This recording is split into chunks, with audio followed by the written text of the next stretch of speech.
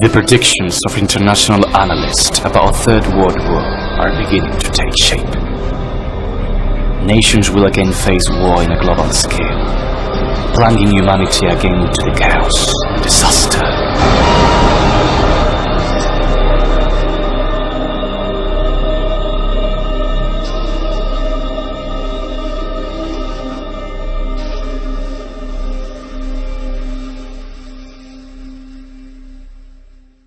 Anyone who is engaged in monitoring what is happening every day will realize that we are faced with a critical and delicate situation. An economic crisis which since 2008 has been sinking economies and impoverishing developed countries. The appearance of conflicts facing the world's major powers are the main topics that cause not only political experts, but also many ordinary people to worry about the very real possibility that we will find ourselves in the outbreak of a new global conflict. The war in Syria started in 2011 between the Syrian government and the rebels, involving crucially Russia and the United States, with Putin supporting Bashar al-Assad and Obama supporting the rebel side. Russia is not willing to allow the US and its allies to invade Syria, since in addition to Syria being an important ally of Russia, Russia has a naval base in the Syrian city of Tartus, making Syria strategically important for Russia in the Middle East. Not only does Syria have the support of Russia, China and Iran are other allies of Assad who are not willing to see the West invade Syria. Russia has for a long time provided military equipment to the Syrian army and sent warships to the area, recently also adding air support to the forces of Assad, as well as the sending of troops by Iran.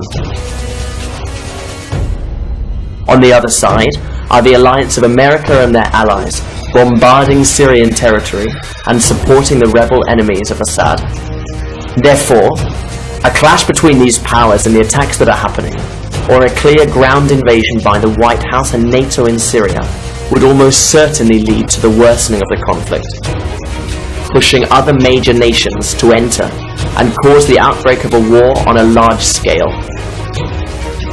Something similar is happening with the conflict in Ukraine. A conflict started in 2014 by the annexation of Ukrainian territories by Russia, with the ensuing confrontation between the forces of the Ukrainian government and the pro-Russian rebels.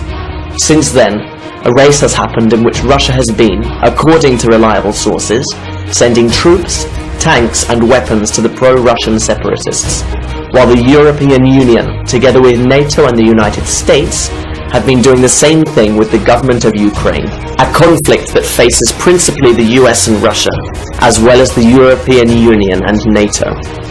Despite no direct conflict having yet occurred, from the year 2013, tensions have heightened between the two Koreas, even reaching the breaking of the Armistice of 1953, which had set in stone the non-aggression between the two countries. The North Korean regime of Kim Jong-un is carrying out several nuclear test detonations, not only as a show of force, but as a response to the economic sanctions that the UN has applied to this country, and the maneuvers of American and South Korean combat forces underway in waters close to North Korea. The resumption of a conflict between North Korea and South Korea, with the participation of the US supporting the latter, would also likely see the involvement of Russia, and especially China, supporting the North Korean regime. Iran's nuclear program, which the government of Iran says has the objective of improvements to healthcare, has made powers such as Israel and the United States suspicious, arguing that the true purpose of the program is to create nuclear bombs to attack their respective countries, leading these countries together with Europe to enforce economic sanctions against Iran, to deter them from building their suspected weapons of mass destruction. This situation has led to escalating tensions, especially between Iran and Israel, with the latter declaring itself willing to attack Iran to stop its nuclear program. Arguably, the worst outcome would be that the US and Israel invade Iran. Russia and China would likely also support Iran without hesitation. We should also note the complex diplomatic situation between the US and Venezuela. The economic crisis, which has for several years consumed Venezuela, has resulted in bloody protests against the government of Nicolas Maduro, with the United States punishing it with harsh economic sanctions. If the US intended to invade Venezuela under the pretext of protecting the civilian population, a serious conflict could begin that would involve other allies of Venezuela, including several Latin American countries, as well as possibly also Russia and China. If we consider all these rising diplomatic tensions and potential conflicts confronting the world's major powers, along with the global economic crisis we are suffering, it is not difficult to imagine the outbreak of a world war on an unprecedented scale. But should we really be worried? Or will the outbreak of this global conflict just be a distant possibility, even with all these conflicts and tensions? There have been countless localized conflicts since the end of World War II, so why should we listen to pessimism and alarmist warnings? Arguably, the best way to understand whether the most powerful nations are considering the possibility of war is to look at what decisions they are making. For example, the Chinese government is without transparency, increasing its military strength and expanding its territory in the sea and air, multiplying its military budget by 4 in 10 years, and heightening tensions with rivals such as Japan, South Korea and the US. China has also increased its rice imports from 575,000 tons of rice in 2011 to 2.6 million tons in 2012. What is alarming about all of this is that all of this imported rice is being stored. The Chinese government has in recent years been building huge cities with the capacity for 64 million people, already completed but still uninhabited, built in areas far from existing settlements, for example in the Mongolian desert. Notably, Russia built 5,000 underground shelters in Moscow in 2012. Russian government officials have stated that these bunkers are for the general population, and this project is carried out by way of caution, and not as a way of creating panic about future events. On the other hand, Europe has quickly designed, built, and equipped the so-called Doomsday Seed Vault in Svalbard, Norway, which contains tens of thousands of seed varieties.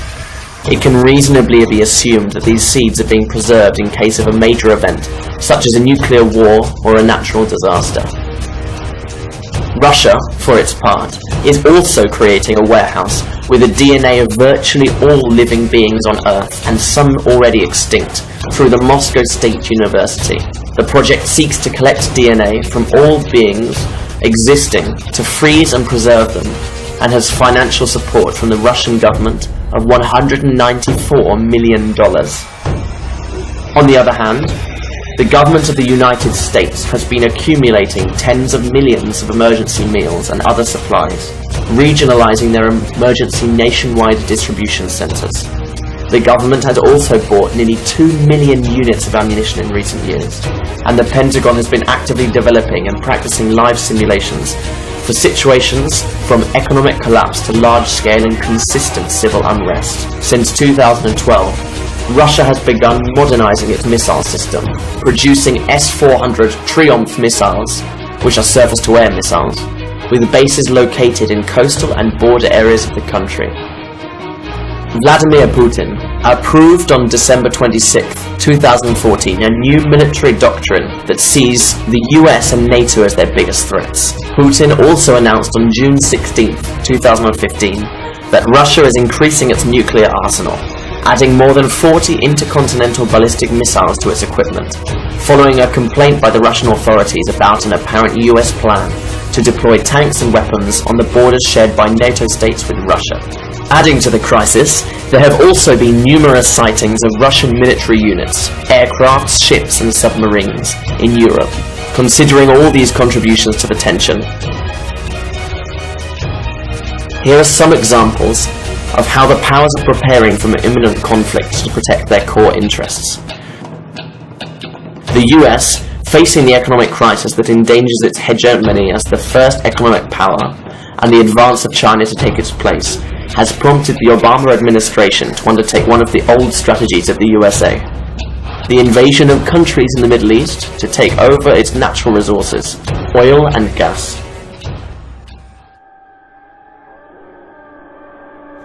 And for this reason, the US has her eye on countries such as Syria, Iran and Venezuela, countries rich in oil and gas. Venezuela has the world's largest reserve of oil, and Iran the fourth largest. The United States is well aware that it needs these oil reserves to retain its position as first world power against the rise of China and Russia. Countries, incidentally, which have important trade agreements with Syria, Iran and Venezuela. For their part, China and Russia want to dethrone the US through their economic strategies, making agreements with countries in their own currencies, circumventing the US dollar, and threatening American hegemony. Both Russia and China will defend their interests in Syria, Iran, Venezuela, and other countries where the US hopes to spread its tentacles. In this way, the sides in this new global conflict would be as follows. On one side, led by the USA, would be Israel, NATO, Japan, France, United Kingdom and South Korea. And on the other side, led by Russia, would be China, North Korea, Iran, Syria, Venezuela, Cuba, at least to begin with.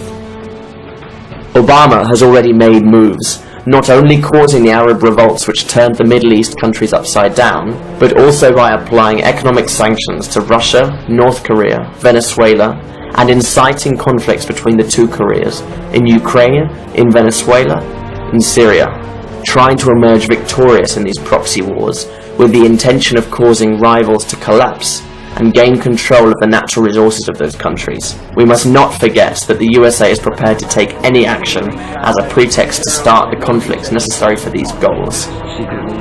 These dirty actions, perpetuated not only by the US but also by other powers, have been happening for a long time, with the elite creating a false pretext to convince the public of the need to carry out a further measure or decision which achieves their real goals.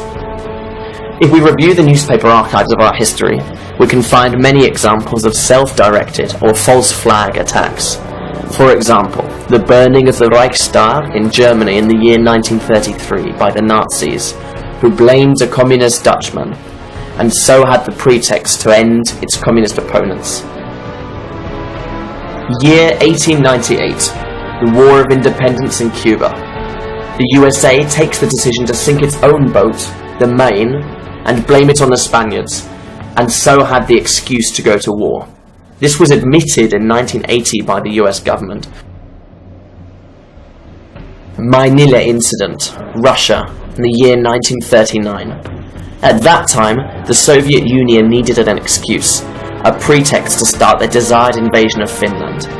In this case, the government of the USSR decided to perpetuate a false flag attack, firing their cannons against its own people in the region of Manila, a region bordering Finland, later blaming the Finns and invading them. September the 11th, 2001, an attack which gave the Bush administration the prerogative to initiate the invasions of Afghanistan and Iraq under the pretext of eliminating terrorists. Like September the 11th, the attacks in Madrid in 2004 and London in 2005 are also attacks, or rather false flag attacks, with many uncertain facts, but that were satisfactory to continue convincing citizens of the need to stay in the Middle East, of the need to fight those terrorists, providing the pretext to gain access to the natural resources of those countries. Thus began the fight against terrorism. Against terrorists who, interestingly, were sponsored and financed by those same people now hunting them. So if you think if we walked away from this, didn't give them money today, it would be worse for us from a security standpoint? I do. We're building a relationship that just did not exist. I said in our last trip when you were with me that we had a huge trust deficit, in part because the United States had, to be fair, we had helped to create the problem we're now fighting. How?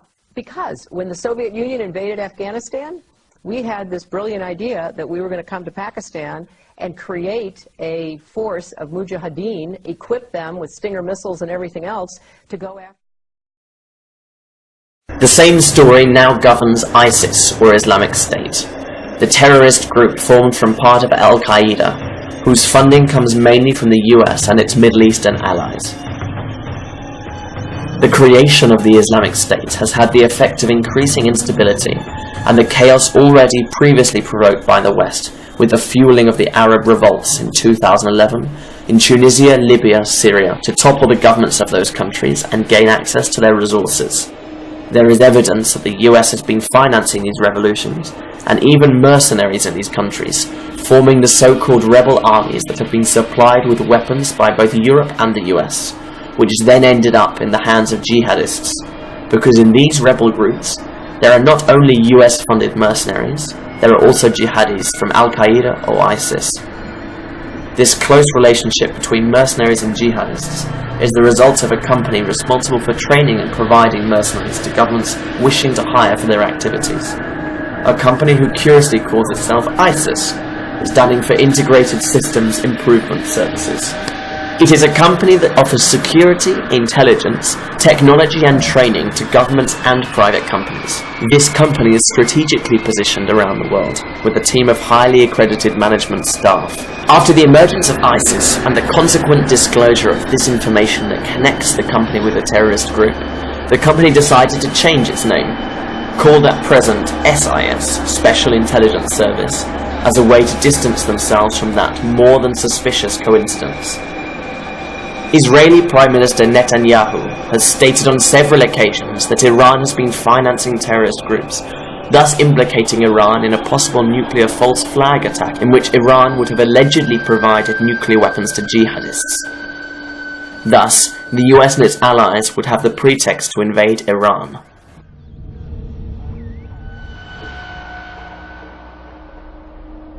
While our leaders can become extremely ambitious and capable of wrongdoing in the pursuit of their own interests, surely no one could be interested in the outbreak of a Third World War, which would likely be nuclear, and cause untold destruction and chaos? Truly, we do not know how many countries will be directly affected in this war, but if something can be glimpsed in this World War, as in the two before it, there is something more than mere interest. In this war there would be no winning countries.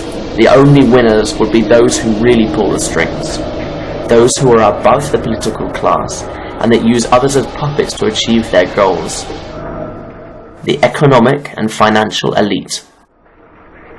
And although large employers are found in this elite, bankers for example, that would be seriously damaged by a global nuclear war, the real elite has objectives that are not economic, but rather about power and control.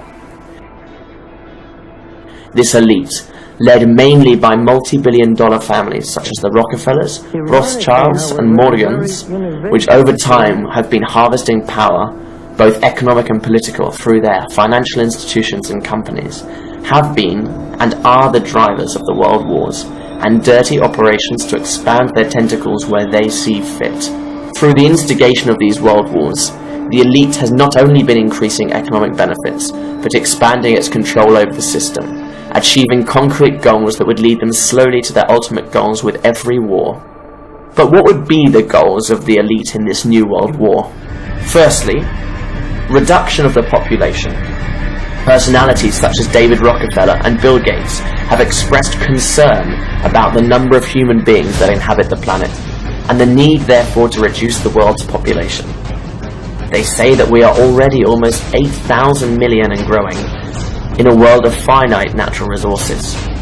Not only would reducing the global population reduce the pressure on finite resources, it would also allow them to exercise greater control more easily upon humanity. A nuclear war is perfect for killing thousands of millions of people, which are a hindrance to the elite.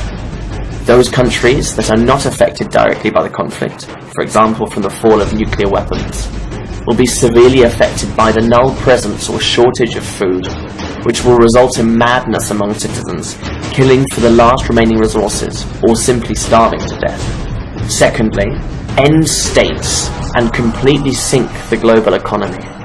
One of the important goals with this world war is the destruction of states, which is necessary to sink economies, increasing employment to 100%, causing money to lose its value, and ferment panic and chaos in the citizenship, who would have to compete forcibly for the last food in the supermarkets to survive, creating serious unrest among every population.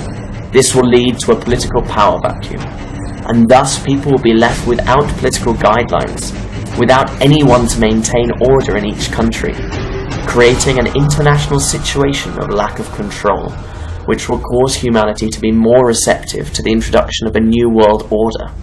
At this point, it is important to consider the mass migrations that are occurring in Europe by people affected by conflicts, particularly in Syria, which could lead to the collapse of the European states, and ultimately chaos and division. Thirdly, destruction of morals. This Third World War could also cause the collapse of morals, values, even hope of the human being, bringing him to despair and nihilism. In this way, the population will be more easily tempted by any form of order that can offer a return to hope and values.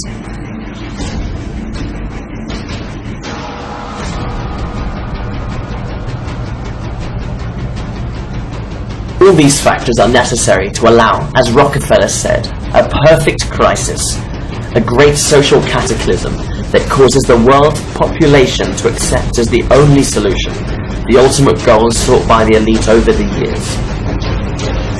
The creation of a world government. A world government as the only alternative to all that evil, under the promise that with such union of all countries and civilizations under a single state, there will be no more wars or problems between human beings. While this may sound like something beautiful and for the benefit of all, behind it lies the macabre intention to bring humanity under total control, powerless except to serve this group of elites. But don't the elite control humanity already? Well, it certainly has achieved through capitalism a way of life to its benefit and a reach over almost all countries. However, they want absolute control over us, and to reduce much of the world's population, making that control easier and consistently more viable, and putting an end to the incessant rise of the population that could result in so much instability. The Third World War is also necessary, as an economic crisis alone is unlikely to result in the necessary uprising on an international level. But in who are we going to place our confidence after all this chaos? After so much corruption, injustice, and evil by the financial and political elite? In the same puppet politicians, which together with the financial elite have led us to this hell? We know they're going to provoke a new world war to create this ambitious world government, but who will lead it? The last part of this video is a theory about what could happen after the Third World War to carry out the creation of the world government. We present it as a hypothesis in which you can decide to believe right now or not, but we recommend you don't forget it. We live in a system not only of criminals and murderers, but in a hidden system. A system that lies to us but also hides information. It hides from us discoveries of cures for diseases that supposedly cannot be healed, such as the cure for cancer. It hides technological advances, or the genetic manipulation of human DNA and animals. What would you think if I told you that all of the technology that we're used to seeing in films, or that some people claim to have seen believing they are extraterrestrial technology, is technology actually created here on Earth by governments? Certainly, you might think that I'm crazy, or it's impossible, and that we are a couple of lunatics who have seen too many sci-fi films. But to tell the truth, it is believed that the Nazis were the pioneers in creating so-called anti-gravity technology. The general of the SS, Hans Kammler, who was also scientific engineer in charge of the development of the V-2 missile, jet aircraft, flying wings, and civil engineering other projects, was in charge of a project to create a vehicle able to soar like the famous UFO prototypes. The Nazis were in charge of several tests of this technology of anti-gravity, which were confiscated by the Americans upon winning the war, through the well-known Operation Paperclip, which transported Nazi scientists to the United States to extract from them all the knowledge and progress made. Among those Nazi scientists would be the known Wernher von Braun, who was in charge of numerous projects in NASA. We must wonder what will come of all this information with the Third World War, and why the elite hides it from us. According to certain sources, the final step that the elite will take after the Third World War for the establishment of the world government is going to be a false alien landing, i.e., the elite has prepared a false presentation of alleged beings from other planets with this kind of technology coming to aid us. This will be orchestrated by the elite and backed by the media establishments. These beings, which surely will be of humanoid appearance, but with otherworldly differences to ensure greater acceptance by us, will say that they had created us a long time ago, but waited to see if we could solve our own problems. Hence, the elite do not want our current problems, such as hunger, wars, diseases to be resolved. In short, everything bad in the system in which we live gives greater appeal and urgency to the implementation of a world government. Isn't this all very coincidental? What began as many armed conflicts, problems, diplomatic seizures, and right now with the worst economic crisis of all time? What a chance would be these fake beings appeared just after the conflict, just at the most critical moment. Certainly, it is something causal. It is understandable if this appears paranoid and lacking in credibility. But if we examine the system in which we live, and look at the constant bombardment of media and film about the hypothesis of life on other planets, through series, films, music, with even politicians and personalities of the church talking about it in a serious way, we realize that there is the intention to convince us of such an idea.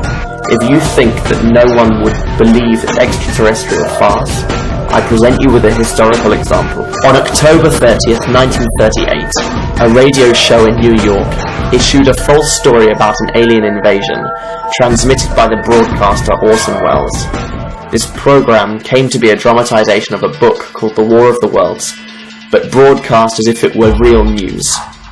The result was that thousands and thousands of people fled New York from these alleged attacks. If back then it was a success, imagine what could happen today with all these operational technologies and humanoid beings created in laboratories.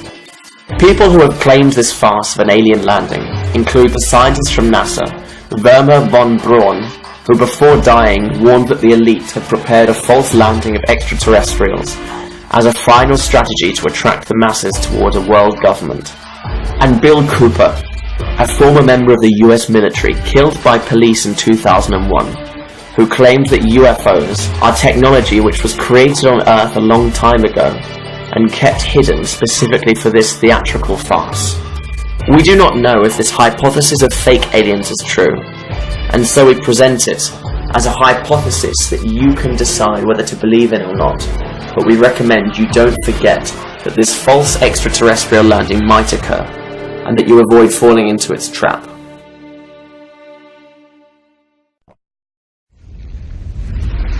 Considering all this information about an impending World War III, what can we do?